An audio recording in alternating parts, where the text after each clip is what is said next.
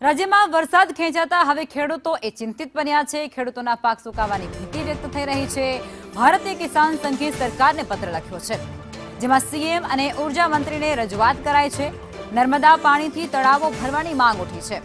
ખેડૂતોને વધુ વીજળી આપવાની વિનંતી પણ કરવામાં આવી છે। 8 ને બદલે 10 કલાક ખેડૂતોને વીજળી આપવાની માંગ થઈ છે।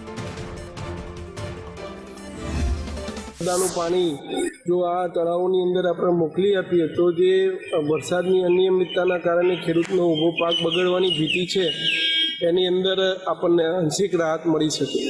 સાથે સાથે રાજ્યના મુખ્યમંત્રીશ્રીને એ પણ વિનંતી કરી છે કે અત્યારે 8 કલાક વીજળી મળી રહી છે, તો ટૂંકા ગાળા માટે આવનાર 15 દિવસ માટે જ્યાં સુધી વરસાદ ખેંચાઈ રહ્યો છે અને વરસાદ પડી જાય ત્યાં ના પડી જાય ત્યાં સુધી વરસાદ પડી જાય ત્યાં સુધી 8 કલાકના બદલે 10 કલાક વીજળી જ્યાં જ્યાં ખેડૂતો માગે તે આપી અને ખેડૂતનો પાક બચાવવાનો પ્રયત્ન